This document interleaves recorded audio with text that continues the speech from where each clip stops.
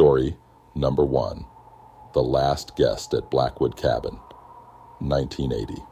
We should have never gone to Blackwood Cabin. That's what I keep telling myself over and over again as I sit here, trying to piece together everything that happened. But the truth is, we had no idea what we were walking into. It was just supposed to be a weekend getaway. Me, Kevin, and Jason, 3 best friends, getting out of the city, away from the noise, the stress, the expectations.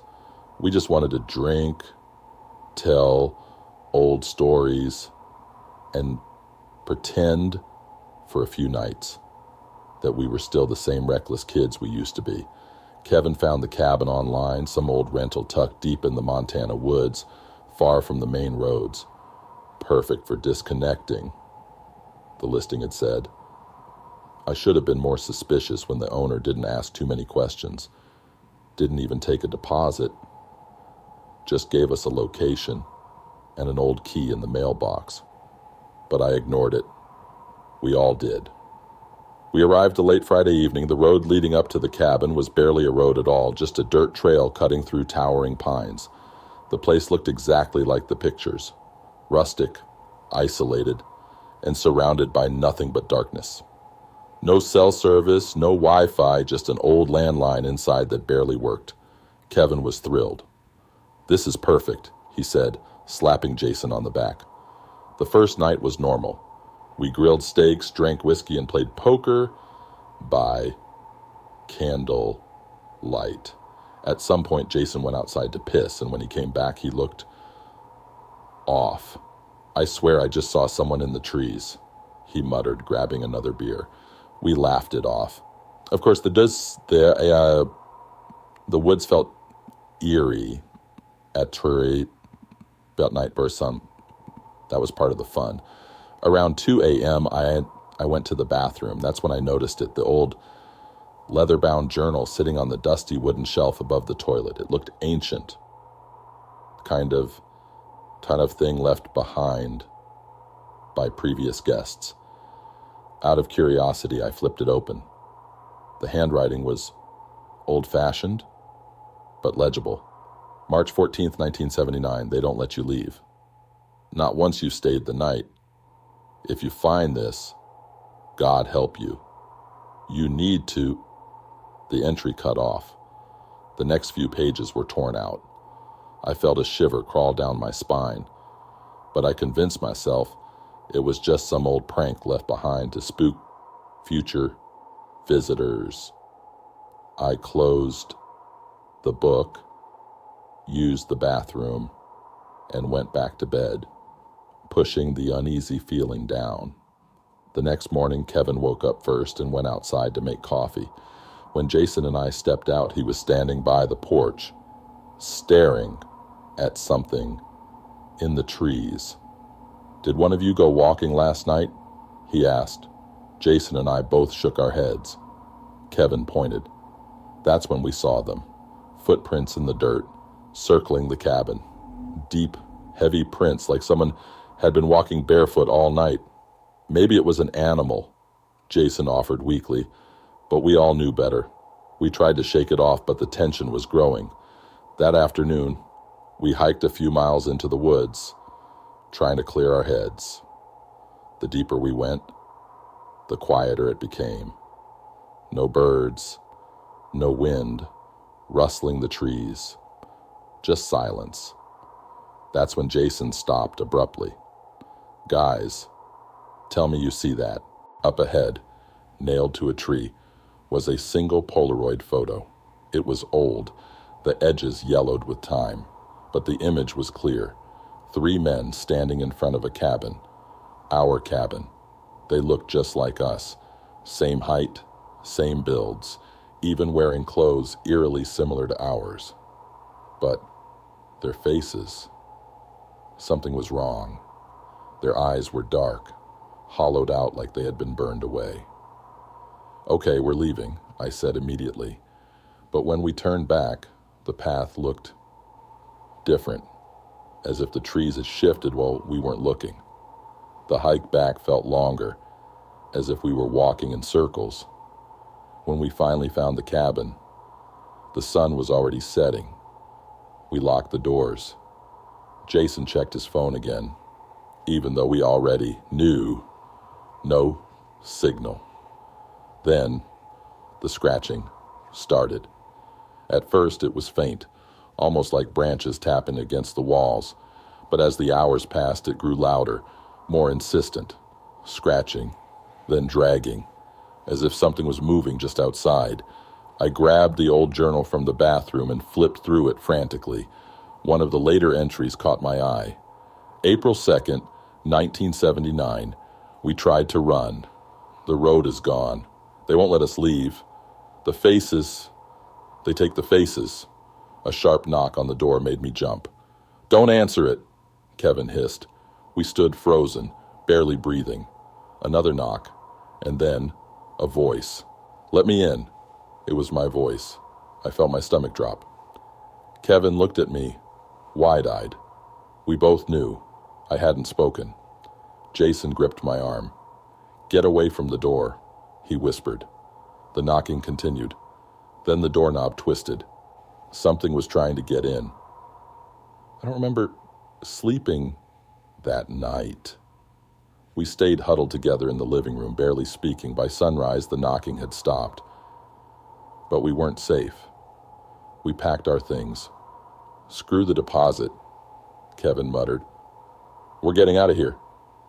That's when we saw it. Out on the porch, 3 sets of footprints leading into the woods, identical to ours. We ran to the car. Jason turned the key. The engine sputtered. "Come on," he whispered desperately, turning the key. Again, a shadow moved at the edge of the trees. A figure.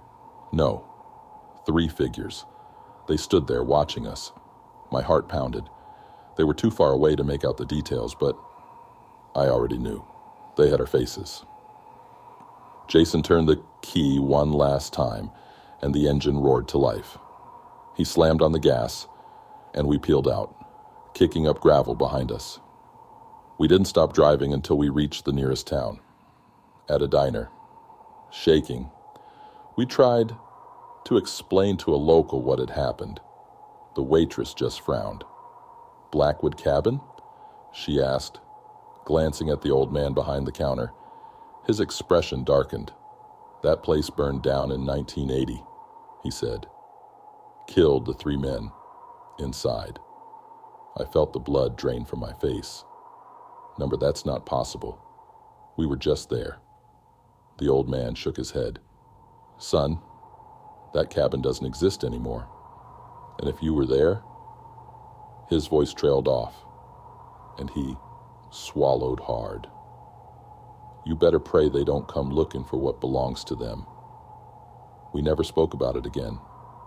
None of us have ever gone back. But sometimes, late at night, when the world is quiet, I swear I can hear it. A knock at my door, and my own voice whispering, "Let me in." Story number 2. The Girl in the Woods, 1999. The first time my daughter saw her, we were deep in the Oregon woods, setting up camp for the weekend. It was the summer of 1999, a warm July evening, and the air smelled of pine and damp earth. Sarah, my 6-year-old, had never been camping before. She was excited, running between the trees, picking up sticks and giggling as my wife, Emily, and I set up the tent. "Daddy, there's a girl in the woods," Sarah said suddenly. I looked up from the fire pit I was building. She was standing a few feet away, pointing toward the thick trees beyond our campsite. "Where?" I asked, squinting. Sarah tilted her head. "Right there. She's smiling at me." I exchanged a glance with Emily. The nearest trailhead was miles away, and we hadn't seen a single soul since we drove in. I walked over and knelt beside Sarah. "Honey, there's no one there." Sarah frowned. "She's right in front of you." A cold shiver ran down my spine, but I forced a smile. Maybe she's your imaginary friend? Sarah didn't laugh. She just kept staring into the woods, her little face serious. She's not imaginary. She says she used to live here. I felt a strange discomfort settle in my stomach. I knew kids had wild imaginations, but something about the way Sarah said it, so matter-of-factly, unnerved me. Okay, I said, brushing it off. Come help me with the firewood. For the rest of the evening, Sarah kept glancing into the woods, as if expecting someone to step out. Emily and I tried to ignore it, chalking it up to the overactive mind of a 6-year-old. But as night fell, things got worse. We were roasting marshmallows when Sarah suddenly whispered, "She wants to come sit with us." Emily and I both froze. I swallowed. "Sarah, who's she?" "The girl," she said like it was obvious. Emily forced a chuckle. "Sweetheart, there's nobody there." Sarah's face darkened. "She says you don't believe me." She's sad. A breeze rustled through the trees, making the shadows dance. I felt goosebumps rise on my arms, despite the fire. "Maybe it's time for bed," I said, standing up. Sarah pouted, but didn't argue. She climbed into the tent, and we tucked her into her sleeping bag. But just as I was zipping up the tent flap, she whispered, "She says she'll visit me in my dreams." I barely slept that night. The next morning, Sarah was quiet. She picked at her breakfast, her usual bubbly energy gone. Emily and I exchanged worried glances but didn't press her. As we were cleaning up, Sarah suddenly stood up and ran toward the woods. "Sarah," I called after her. She didn't stop. I dropped everything and sprinted after her, my heart pounding. She was fast, too fast for a 6-year-old. I pushed through the dense brush, branches scratching at my arms, until I finally caught sight of her standing in a small clearing, perfectly still. She was staring at something. I followed her gaze and felt my breath catch in my throat. An old half-buried gravestone sat in the middle of the clearing, moss creeping over its edges. The writing was faded, but I could make out the name, Eleanor Parker. Born 1891, died 1899, 8 years old. "Sarah," I said, my voice shaking. "How did you find this?" She turned slowly, her eyes blank, almost distant. She showed me. A sharp chill went through my body. I grabbed Sarah's hand. "We're going back to the tent. Now." She didn't resist, but as I led her away, I swear I heard a faint giggle behind me. That night, Sarah refused to sleep in her sleeping bag. She sat up, staring at the tent walls, listening to something I couldn't hear. "She's outside," Sarah whispered. Emily squeezed my hand, her grip tight. I took a deep breath, trying to steady myself. "Honey, we're in the middle of the woods. There's no one here." Sarah's lips trembled. "She says she used to have a family, but they left her here. They never came back." Something tapped against the tent. Emily let out a small gasp. I reached for the flashlight and clicked it on. The beam cut through the darkness inside the tent, but outside, the tapping started again. 3 soft knocks. Sarah giggled. Not her usual laugh. Something else. Something wrong. "She wants to come inside." I grabbed Sarah and held her close, trying to ignore the way her body suddenly felt. Cold. Too cold. "She says you have to let her in," Sarah whispered. The knocking grew louder. I made a decision. I grabbed Emily's hand and whispered, "We're leaving. Now." We moved fast. I threw open the tent, grabbed the car keys, and carried Sarah while Emily grabbed the essentials, The fire had gone out, leaving only embers glowing in the dark. The knocking stopped, but the woods were too quiet. I didn't look back. I strapped Sarah into the car, my hands shaking. Emily jumped into the passenger seat and I started the engine. As we pulled out, Sarah turned to the window and waved. "She says she understands," she murmured, "but she's lonely." We drove for hours, not stopping until we reached a motel near Portland. Sarah was asleep by the time we checked in. And for the first time since we arrived at that cursed campsite, I felt like I could breathe. But then, as Emily was washing up, Sarah shifted in her sleep. And in the dim motel light, I heard her whisper, "She followed us." We left Oregon the next day and never looked back. We never spoke of that weekend again. But sometimes, even now, I wake up in the middle of the night to a strange sound. 3 soft knocks. And I wonder if she's still waiting.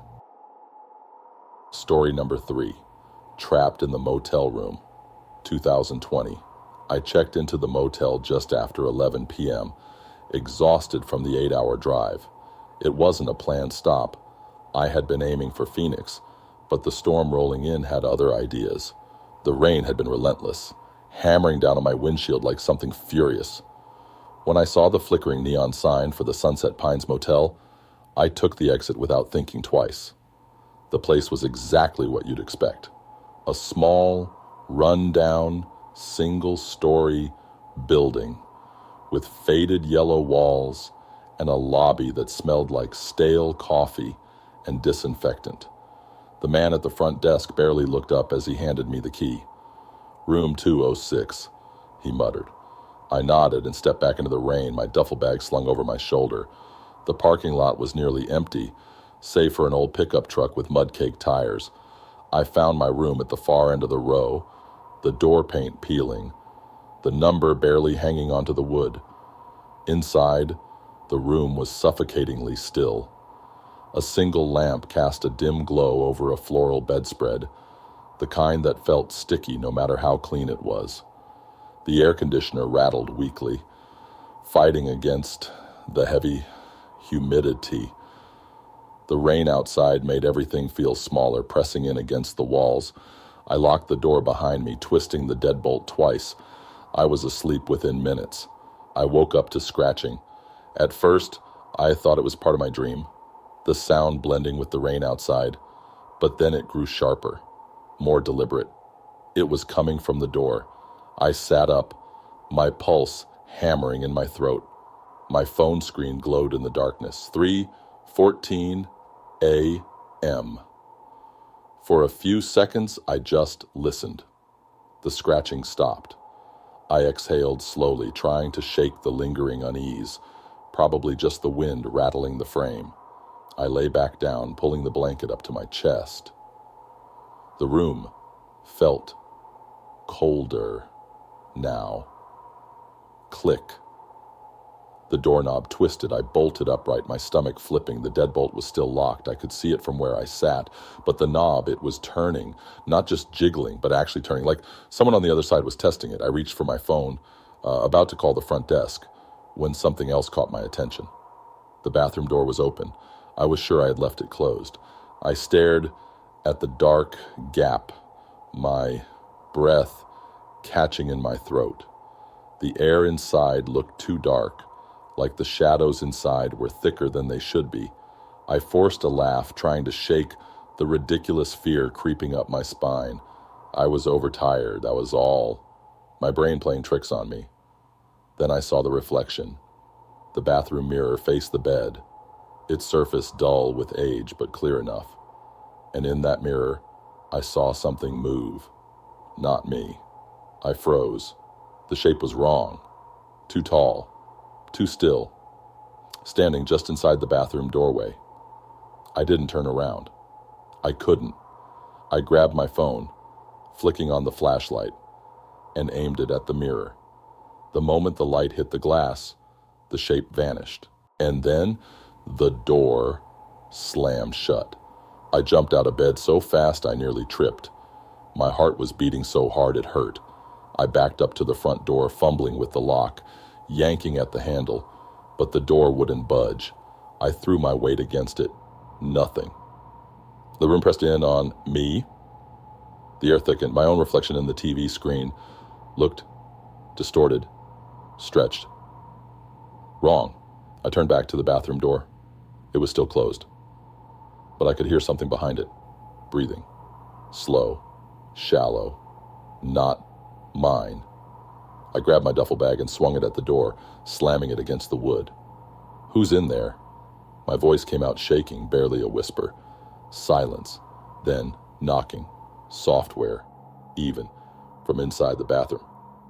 I took a step back, my hands shaking. Who's there? A pause.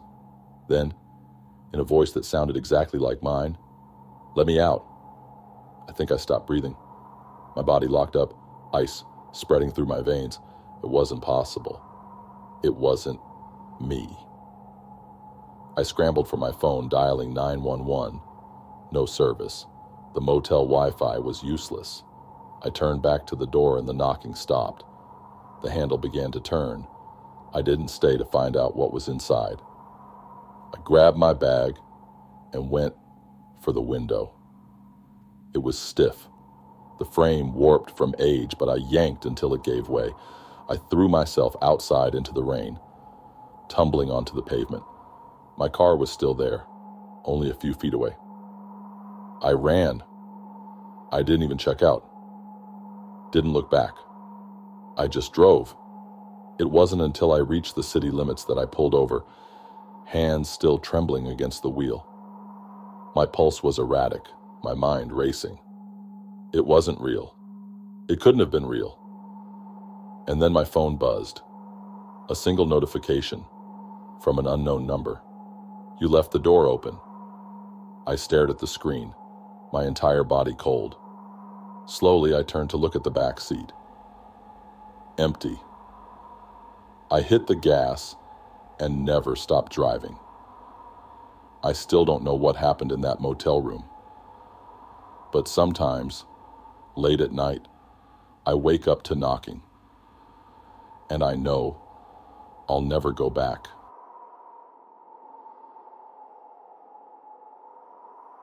Story number 4.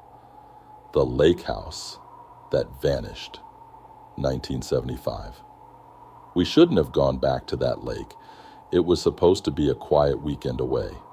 Just me, my brother Danny, and our 2 friends, Mark and Charlie. We were all in our early 20s then, full of reckless confidence, thinking nothing bad could ever happen to us.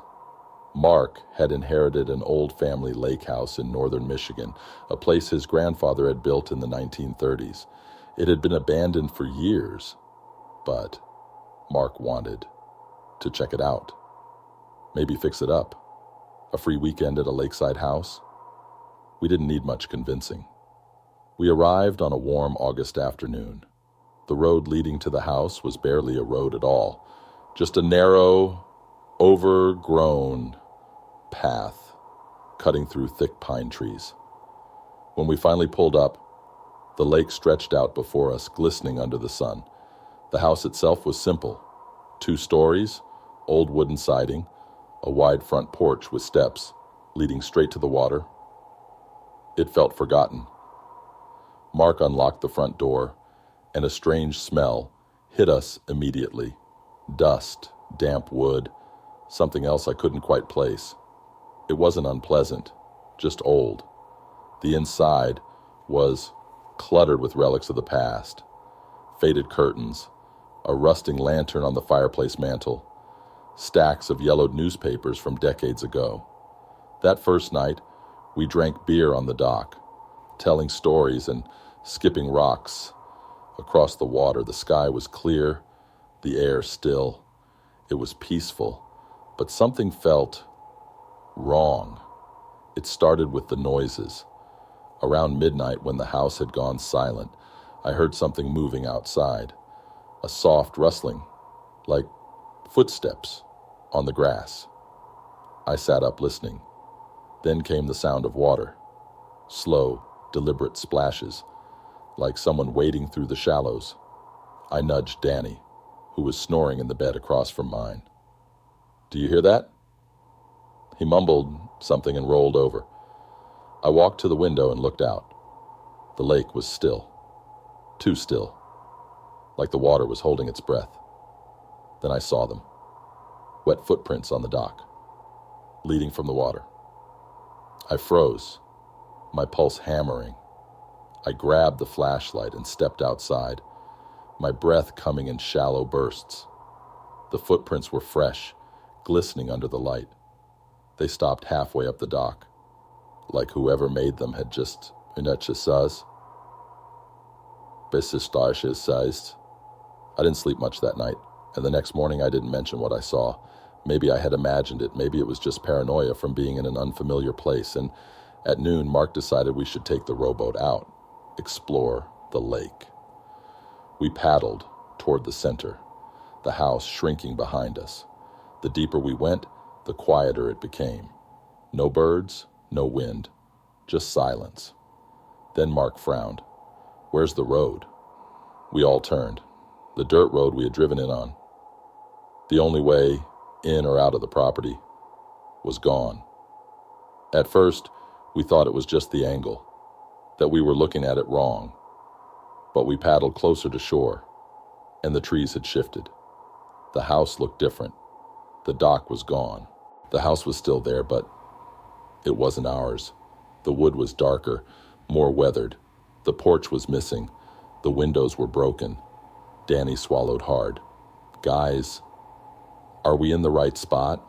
We rowed faster, our oars cutting through the water. But as we reached the shore, my stomach turned. It wasn't Mark's house. It looked older, more decayed. The boards were warped, the roof partially caved in. We climbed out, stepping onto the muddy ground. Everything was wrong. Mark ran ahead and pushed open the door. Inside, the furniture was covered in dust. Cobwebs stretched across the ceiling. The newspapers on the table weren't from the 50s anymore.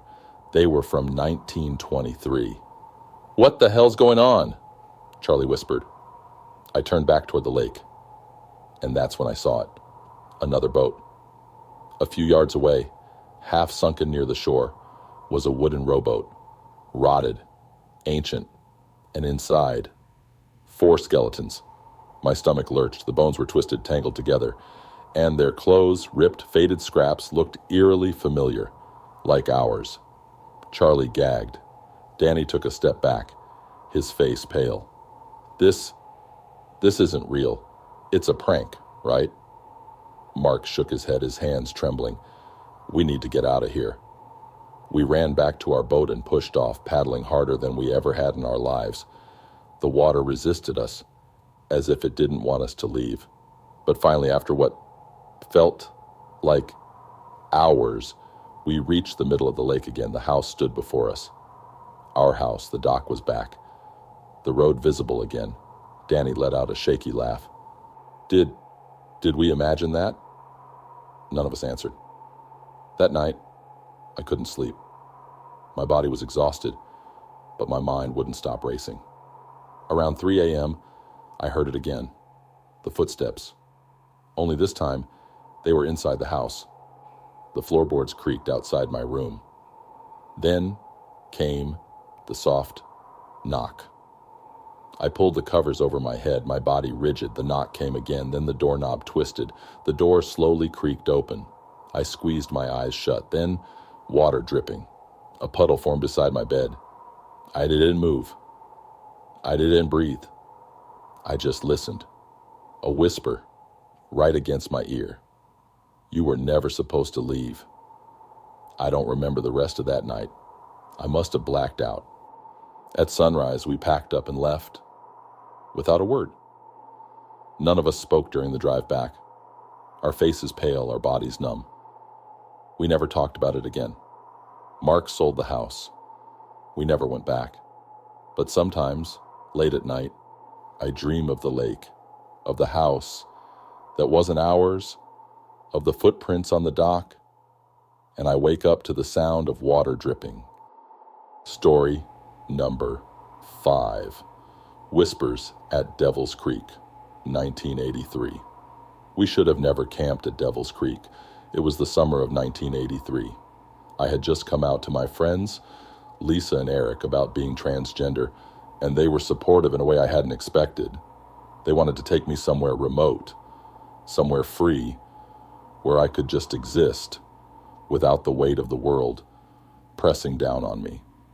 That's how we ended up here, deep in the Wyoming wilderness, pitching a tent beside a narrow, winding creek that locals had warned us about.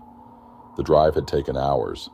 The final stretch, a dirt path barely wide enough for Lisa's rusted-out station wagon. No signs, no markers, just endless pine trees and a single wooden bridge that creaked under the weight of our tires. The water beneath was black, slow-moving. It smelled like damp earth, old wood, something else I couldn't place. Lisa was the one who named it first. What did they call it? Devil's Creek? She asked, tossing her backpack onto the ground. Eric shrugged. Probably just a creepy name to scare off city folk like us. But I noticed the way he avoided looking at the water for too long. That first evening, we built a fire and sat around it, passing a bottle of cheap whiskey between us. The stars were sharp, the air thick with pine. It should have been peaceful, but I kept catching something in the corner of my eye, movement along the tree line, quick, like someone ducking just out of sight. I told myself it was just nerves. Around midnight, Lisa stood up, stretching. "I have to pee," she announced, grabbing a flashlight. "If I don't come back, assume I got eaten by a bear." She wandered off toward the trees. Eric and I sat in silence for a moment, listening to the crackle of the fire. Then, from the darkness, Lisa's voice. "Guys." We turned. Her flashlight beam was shaking. Eric frowned. "What is it?" Lisa hesitated. Then, in a quieter voice, she said, "I think someone's out here." Eric and I exchanged a look before standing up. I grabbed my own flashlight and stepped toward her. The creek gurgled softly in the background, the only sound aside from the occasional rustling of the wind. "Where?" I asked. She pointed into the trees. "There. I saw someone move." I swept my flashlight across the tree line. "Nothing." "You sure?" Eric asked, rubbing his arms. "Could have been a shadow." Lisa didn't look convinced. "Maybe." We walked her back to the fire, joking to lighten the mood. But when she sat down, she was quieter than before, eyes darting toward the woods. That night, I woke up to whispers. At first, I thought it was just Lisa and Eric talking in their sleep. But as my eyes adjusted to the darkness, I realized they were both still. The whispers were outside the tent. Low, constant, too many voices to count. I held my breath, my heart slamming against my ribs. I couldn't make out words, just sounds, soft, urgent, like a conversation I wasn't meant to hear. Then, a shadow moved against the tent wall. I nearly screamed. The voices stopped. I didn't move, didn't breathe. Something pressed against the fabric. Not a hand, something bigger. A shape. I squeezed my eyes shut, gripping the sleeping bag so tight my knuckles ached. Minutes passed, maybe hours. At some point I must have fallen asleep. I woke up to Lisa shaking my shoulder. "Wake up," she hissed. Her face was pale, her eyes wide. Eric was already outside, pacing. Lisa pulled me up and whispered, "We need to go." My head was spinning. "What? Why?" Eric turned toward us, his voice tight. "Because someone's been walking around our tent all night." I felt my stomach drop. We packed in record time, shoving sleeping bags and gear into the station wagon, without a word. The sun was rising, but the woods still felt wrong, like the night hadn't fully left yet. I climbed into the back seat, barely getting my door shut before Lisa peeled away, kicking up dust and gravel behind us. None of us spoke until we were back on the main road, the trees thinning, the weight in my chest easing just a little. That's when I made the mistake of looking back. Standing at the tree line just beyond the bridge were figures. Too many to count. Their faces were blurred, distorted, like trying to remember a dream, but I knew they were watching us. We never spoke of Devil's Creek again. But even now, sometimes when I'm lying in bed, I still hear them whispering. Story number 6. The Airbnb that didn't exist. 2021. I booked the Airbnb on a whim. I had been driving through Texas for days, stopping at cheap motels and roadside diners, trying to put some distance between myself and everything I had left behind. When I found the listing, it seemed perfect. A cozy little farmhouse tucked away in a quiet rural town, promising solitude and fresh air. The host's name was Karen, and her profile was almost empty. No reviews. Just a short description. Peaceful retreat. Perfect for travelers looking to unwind. I was too exhausted to care. It was cheap, available, and only a few miles from where I had stopped for gas. I booked it instantly. An hour later, I was pulling up to the house. It was exactly like the pictures. A quaint white farmhouse, a wraparound porch, a rocking chair swaying gently in the evening breeze.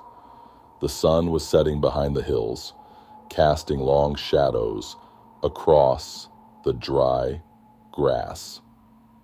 The key was under the mat, just like Karen had promised. Inside, the air smelled of lavender and old wood.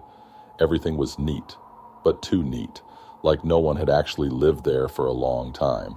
There were no personal items, no photos, just generic decorations, a fireplace that looked like it had never been used, a wooden dining table set for one. A note on the counter read, "Welcome. Make yourself at home. I'll check in on you tomorrow."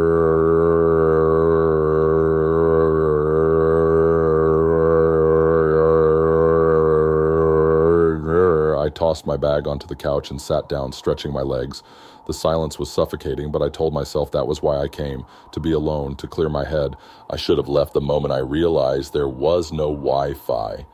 The listing had promised internet, but my phone refused to connect. No bars, no signal. I figured the service was just bad this deep in the countryside.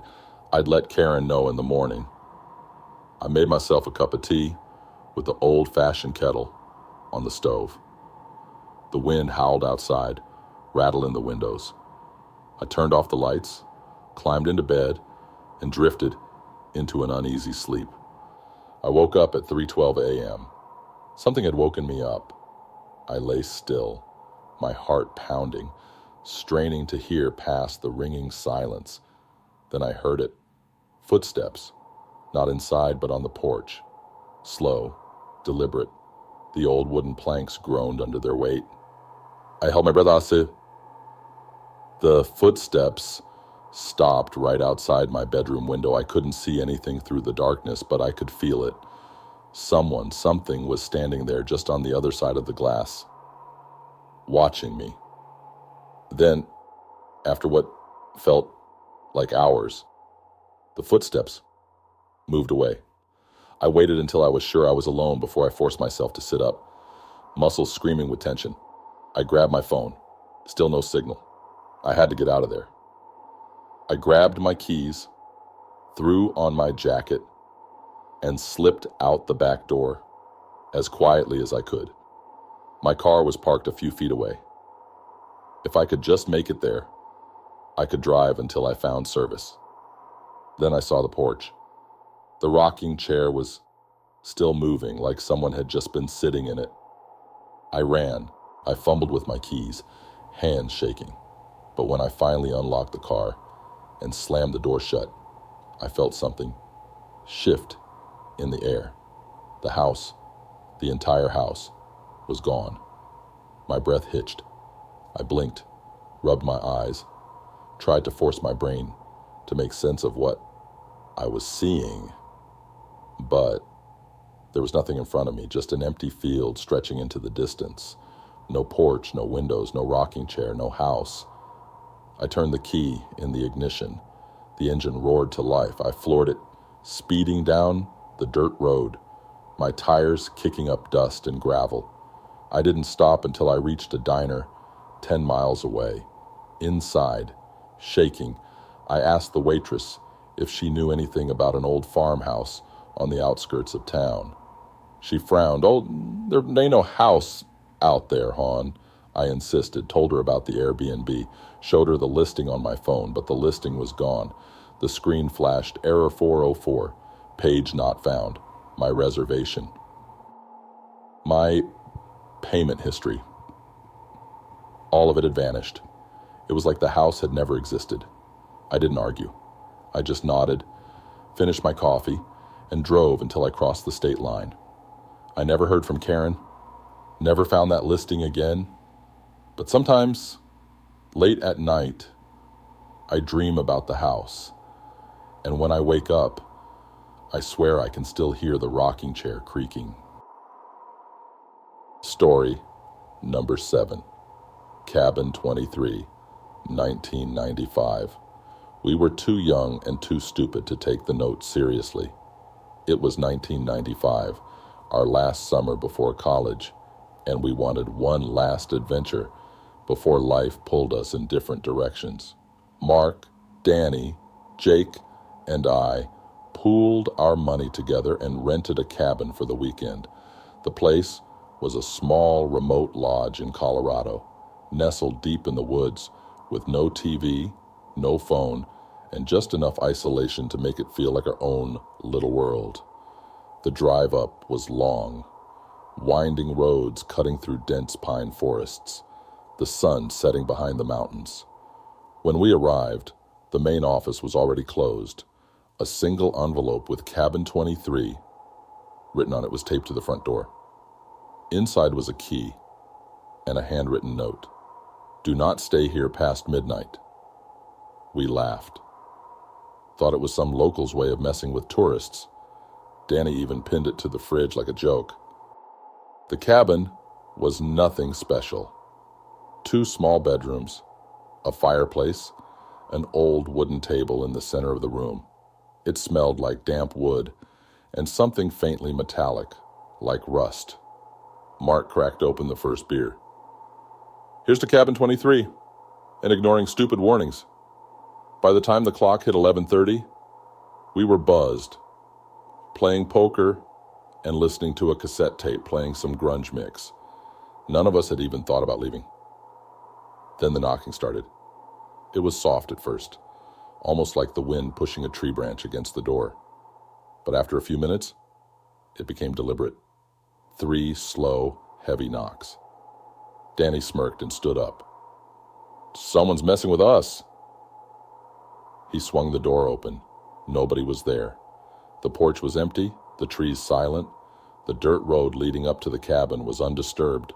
No footprints, no sign of movement. Jake frowned. "Maybe it was an animal?" Mark shrugged. "Or the wind." Danny shut the door, locking it for the first time. We kept playing, but the energy had changed. Every creak in the cabin felt louder, the air heavier. Something felt wrong. At exactly midnight, the lights flickered. Then the cassette player stopped. Then the whispers began. I thought I was imagining it at first, just the wind slipping through the cracks in the walls. But then I saw Mark's face pale, Jake's hand freeze, mid-deal. We all heard it. The sound wasn't coming from outside. It was inside the cabin. I turned slowly, my breath caught in my throat. The whispers were low, urgent, coming from the fireplace. Mark grabbed the poker stick and moved closer. "Hello?" The whispering stopped. A cold gust of air blew through the cabin, sending our cards scattering across the table. Then the fireplace roared to life. No one had lit a fire. The logs were dry, untouched, but flames erupted anyway, twisting violently. And in the glow, I saw it, a hand, a blackened, skeletal hand reaching out from the flames. A cold gust of air blew through the cabin, sending our cards scattering across the table. Then the fireplace roared to life. No one had lit a fire. The logs were dry, untouched, but flames erupted anyway, twisting violently. And in the glow, I saw it, a hand, a blackened, skeletal hand reaching out from the flames. Danny screamed. Jake backed away so fast he tripped over the couch. Mark grabbed my arm, his fingers digging into my skin. The whispers returned, louder this time, angry. I didn't think. I ran. We all did, tripping over each other to reach the door. We barely managed to fling it open before the lights exploded, plunging the cabin into complete darkness. We sprinted to the car. Mark fumbled with the keys, dropping them twice, before finally jamming them into the ignition. The engine wouldn't turn over. The whispers were in the car. I turned, my stomach lurching. In the back seat, just behind Jake, a shadow sat perfectly still, watching us. Its face was barely visible. Sunken eyes, hollow cheeks, a mouth stitched shut with something dark and glistening. Then it moved. Jake screamed as the shadow lunged. The engine roared to life. Mark slammed on the gas, and we tore down the dirt road. I didn't look back. None of us did. We didn't stop driving until we reached the first gas station 20 miles away. We piled out of the car, gasping, shaking, trying to understand what had just happened. Danny broke the silence. What the hell was that? No one had an answer. We left the cabin without checking out. We never asked for our deposit back. 2 weeks later, Mark called me in the middle of the night, his voice shaking.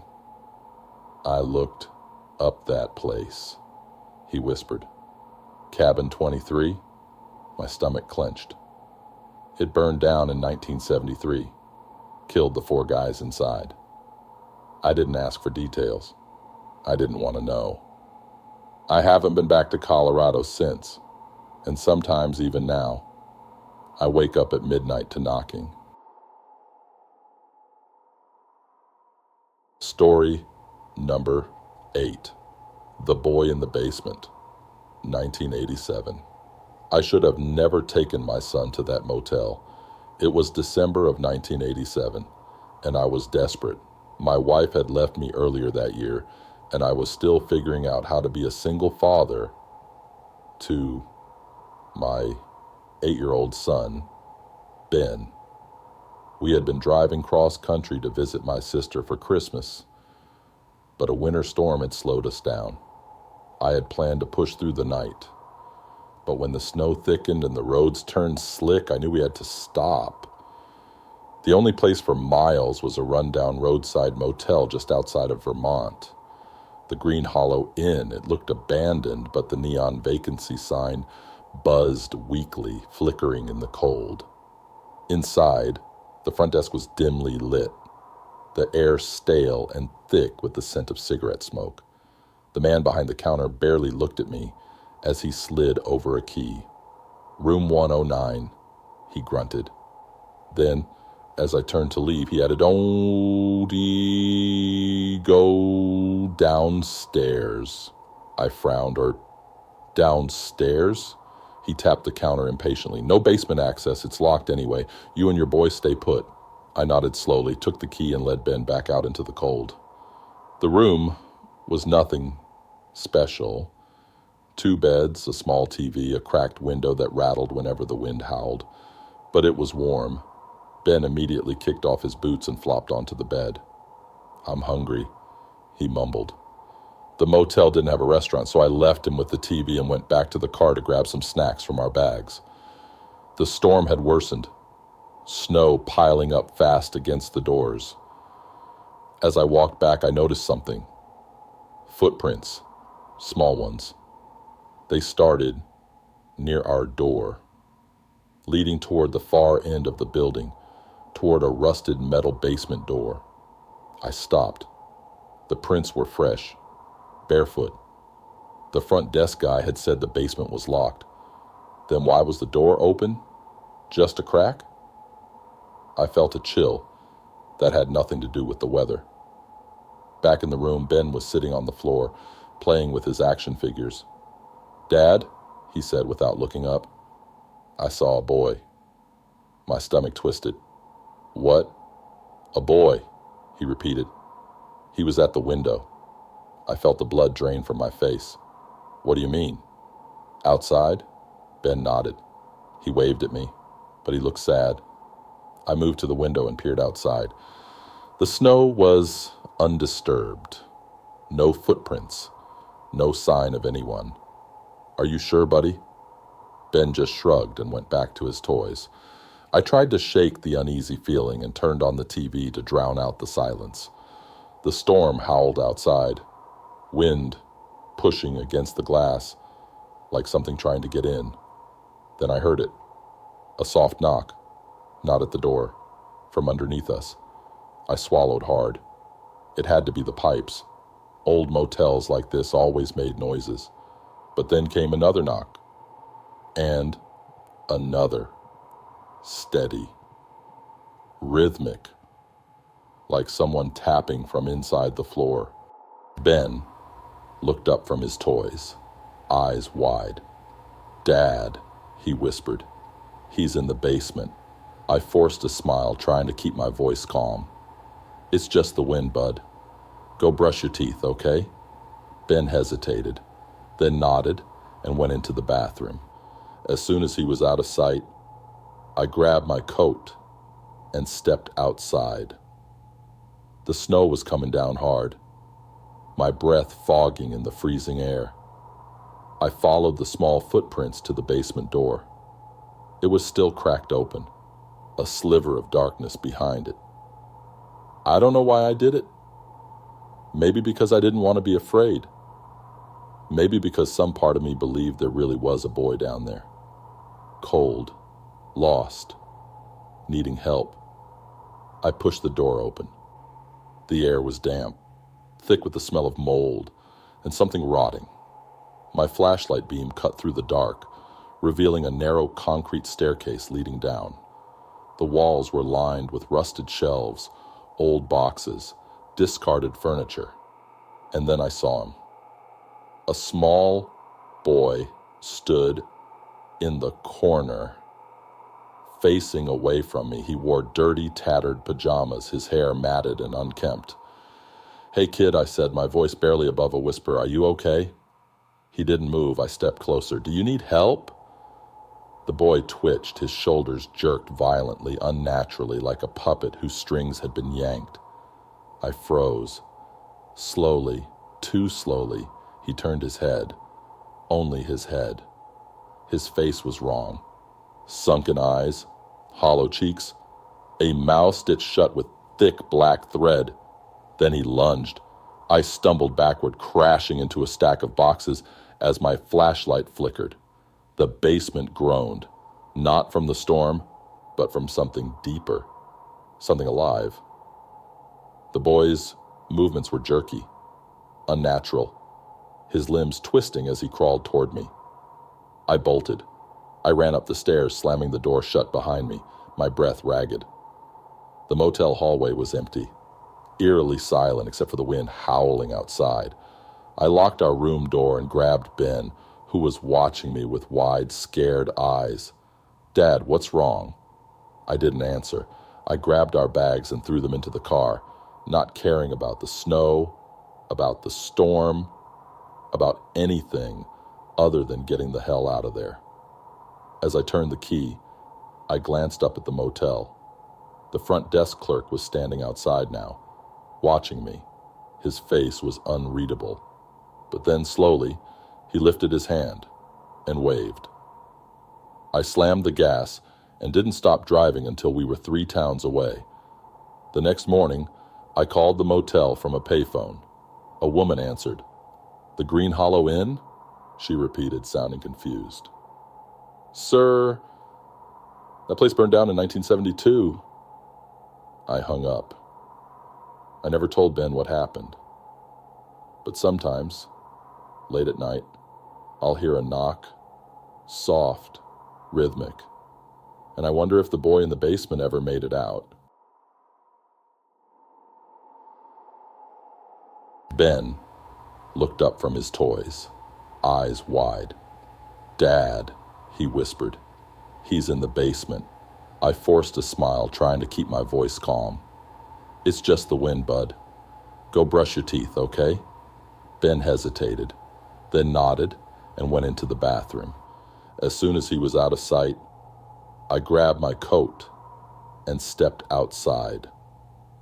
The snow was coming down hard, my breath fogging in the freezing air. I followed the small footprints to the basement door.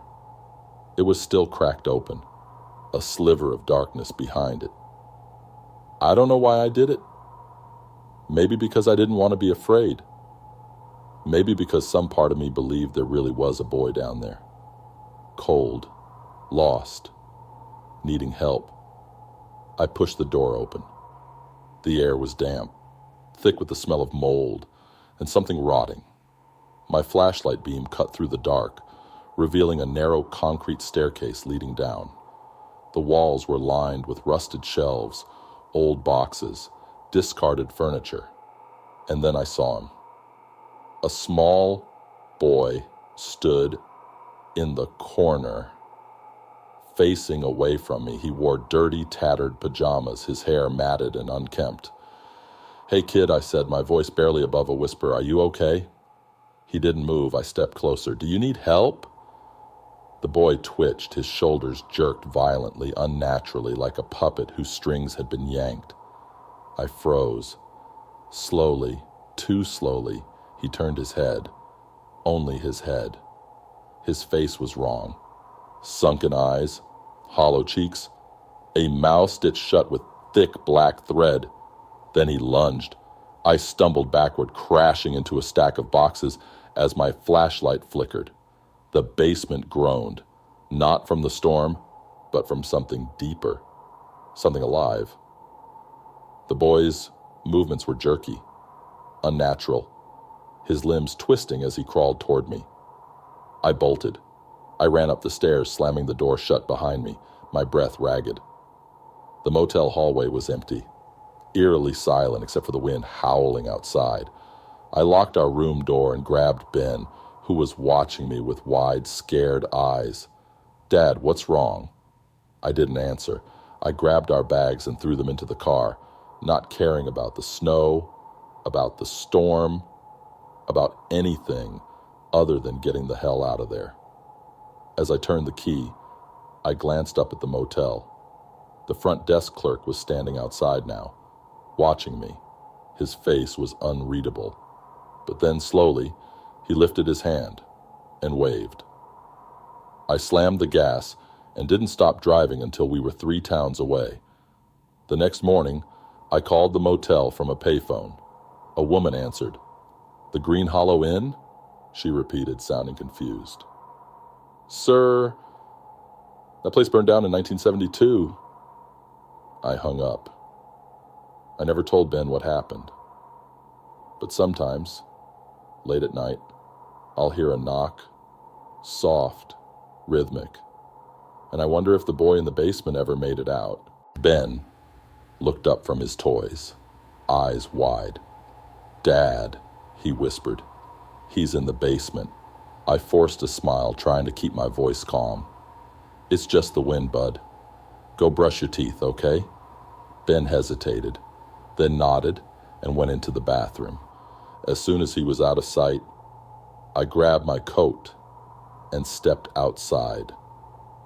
The snow was coming down hard, my breath fogging in the freezing air. I followed the small footprints to the basement door. It was still cracked open, a sliver of darkness behind it. I don't know why I did it.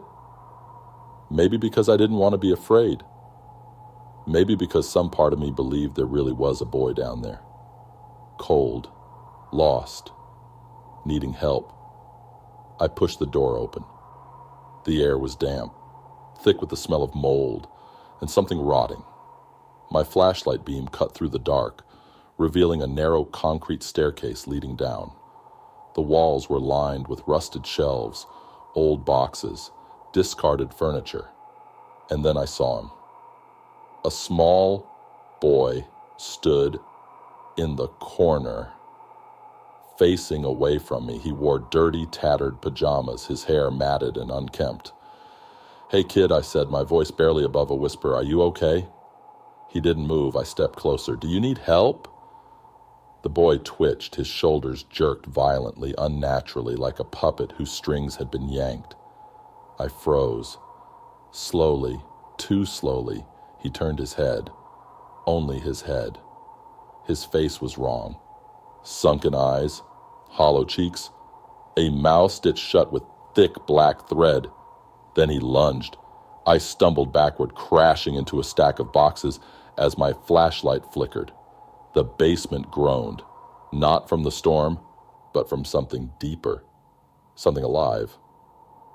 The boy's movements were jerky, unnatural, his limbs twisting as he crawled toward me. I bolted. I ran up the stairs, slamming the door shut behind me, my breath ragged. The motel hallway was empty, eerily silent except for the wind howling outside. I locked our room door and grabbed Ben, who was watching me with wide, scared eyes. "Dad, what's wrong?" I didn't answer. I grabbed our bags and threw them into the car, not caring about the snow, about the storm, about anything other than getting the hell out of there. As I turned the key, I glanced up at the motel. The front desk clerk was standing outside now, watching me. His face was unreadable. But then slowly, he lifted his hand and waved. I slammed the gas and didn't stop driving until we were 3 towns away. The next morning, I called the motel from a payphone. A woman answered. "The Green Hollow Inn?" she repeated, sounding confused. "Sir, that place burned down in 1972. I hung up. I never told Ben what happened. But sometimes, late at night, I'll hear a knock, soft, rhythmic, and I wonder if the boy in the basement ever made it out. Story number 10. The Motel That Watches You, 2018. I checked into the motel just before midnight. I had been driving for hours, pushing through exhaustion on my way to Phoenix for a work conference. The endless desert highways had started to blur together, and I knew I need to stop before I fell asleep at the wheel when I saw the neon sign flickering in the distance. Desert View Motel. I took the exit without thinking twice. The place was almost empty. A single car sat in the lot, its windows so caked with dust it looked like it hadn't been moved in years. The office was dimly lit, the fluorescent light buzzing overhead. The man behind the counter looked up when I entered. "You need a room?" His voice was flat, uninterested. "Yeah, just for the night." He slid a key across the counter without asking for ID or a credit card. Room 107. The key was ice cold when I picked it up. As I turned to leave, the man spoke again. "You keep your curtains closed, understand?" I hesitated. "Why?" He stared at me, expressionless. "Just do it." I forced a chuckle. "Right. Sure." The hallway smelled like stale air and old carpet. The walls were lined with framed photographs, black and white portraits of people I didn't recognize. They all looked dated, their faces frozen in time. Some stared directly into the camera, while others were caught mid-laugh or mid-conversation. The door to room 107 creaked as I unlocked it. Inside, the air was thick, musty. The bedspread was an ugly shade of brown, the kind that hid stains well. The bathroom light flickered when I turned it on, buzzing faintly. I tossed my bag onto the chair and pulled out my phone. No service. Of course. Sighing, I pulled the curtains shut, more out of habit than obedience. I had just started taking off my shoes when I noticed something strange. The framed photo on the wall. It was a black and white portrait of a man sitting on a park bench wearing an old-fashioned suit. His posture was stiff, his eyes locked onto the camera. His face looked familiar, but I couldn't place it. I turned away, shaking off the unease. I fell asleep faster than I expected. Exhaustion, overriding discomfort. I woke up to the feeling of being watched. My eyes snapped open. The room was silent, but something felt off. I turned my head toward the window. The curtains were still closed. Then I noticed the framed photo. The man wasn't sitting anymore. He was standing. His expression was the same, but his body had shifted. His stiff posture now loomed, as if he had moved closer to the camera. A cold chill ran through me. I sat up slowly, my breath shallow. I knew I was just tired. My brain was playing tricks on me. But then I noticed something else. The other framed pictures in the hallway, the ones I had passed earlier. They were different now. The people in the frames, they were all looking at my door. My body locked up. My pulse hammered in my ears. I swallowed hard and forced myself to get out of bed. I had to get out of here. I grabbed my bag and reached for the door handle. The second my fingers touched it, I heard a whisper. "Don't leave yet." I spun around, my back pressed against the door. The voice had come from inside the room. The photograph had changed again. The man was inside the motel room now. I grabbed my keys and yanked the door open, stepping into the hallway. My breath hitched. The pictures, every single one of them, had changed. The people in the frames, they were all looking at me now, their eyes wide, their mouths open, as if caught mid-scream. I bolted for the lobby. The man behind the counter didn't look surprised when I slammed the key onto the desk. "You looked, didn't you?" he muttered. I didn't answer. I just ran. The cold desert air hit me like a slap as I jumped into my car and peeled out of the lot, tires screeching. I didn't stop driving until I saw the bright lights of a gas station 20 miles away. My hands were still shaking when I stepped inside. The cashier barely glanced at me. "You all right?" I hesitated. "Do you know anything about that motel down the highway? Desert View?" The cashier frowned. "Desert View?" I nodded. His expression darkened.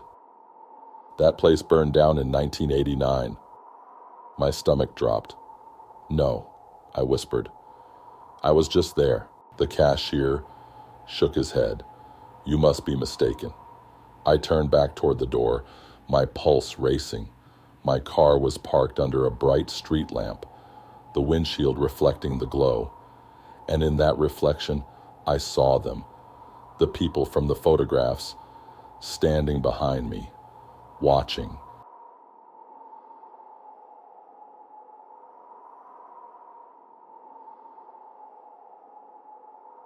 Story number 11. The Tunnel Beneath Our Cabin, 2017. We didn't know about the tunnel when we booked the cabin. It was late fall of 2017, and my wife Claire and I had been desperate for a break.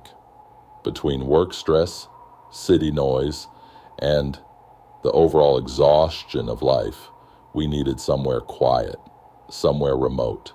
Claire found the cabin listing online, a secluded place deep in the Smoky Mountains, surrounded by nothing but trees. It was perfect. And the drive up was long, winding roads, turning into barely visible dirt trails. By the time we reached the cabin, the sun was dipping below the trees, casting long shadows across the wooden porch. The air was crisp, the silence absolute. Inside was cozy. Rustic furniture, a fireplace, the scent of old wood filling the space. There was no Wi-Fi, no cell service, just the two of us and the promise of a peaceful weekend. The first night was uneventful. We cooked dinner, drank wine by the fire, and let the quiet settle over us. It wasn't until the next morning that we found the trapdoor. Claire was in the bedroom unpacking while I explored the kitchen. Near the back wall, beside the pantry, my foot caught on something. A small metal ring embedded in the floor. At first, I thought it was part of an old rug hook, but when I pulled, the floor lifted. A hidden door. Beneath it, a wooden staircase led down into darkness. I called for Claire. She stood beside me, frowning. Did the listing say anything about a basement? I shook my head. Number, and this looks older than the cabin itself. She hesitated. Maybe it's just a storage cellar? I turned on my flashlight. The stairs creaked as I stepped down, the air growing colder with every step. Claire followed close behind. At the bottom, we found a narrow tunnel.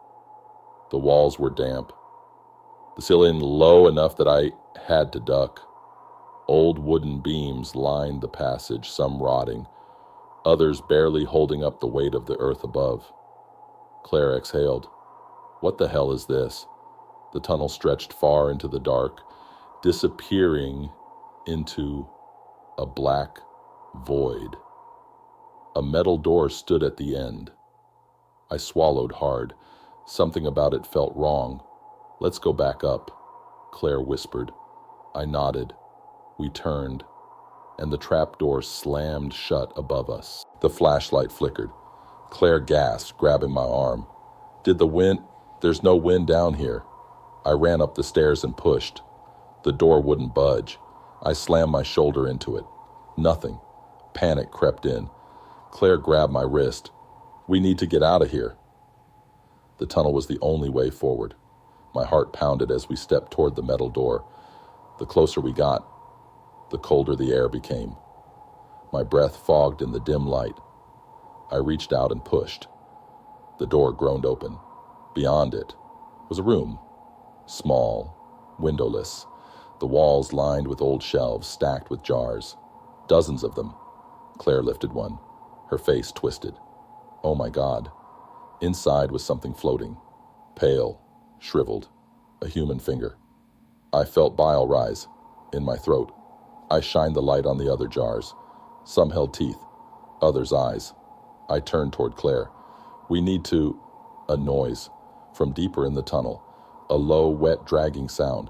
Claire squeezed my hand so tightly it hurt. Run, she whispered. We bolted. The tunnel stretched longer than before. The wooden beams looked older, warped, almost organic. The air thickened, pressing against my skin like invisible hands. Then, footsteps. Not ours. Behind us. Fast. I didn't look back. We burst through the trap door, collapsing onto the wooden floor of the cabin. The air was warm again. The sunlight streamed through the window. The trap door was gone. The floor was solid. No ring, no seam, no sign it had ever existed. Claire turned to me, face pale. Did we imagine that? I pulled out my phone. Full signal. The time read 9:12 a.m. We had only been down there for a few minutes. Or so we thought. As we ran to the car, I noticed something. The trees. The leaves had changed, and snow covered the ground. Our car was half buried in frost. We checked the date when we finally reached town. November 17th, 2017. We had been missing for 2 weeks. We never went back. If you made it this far, you're braver than most. If these stories sent chills down your spine, make sure to like this video and subscribe to the channel for more terrifying tales. And don't stop here. Check out the videos on your screen for even more horror. Have you ever had a creepy experience of your own? Share your horror stories in the comments below.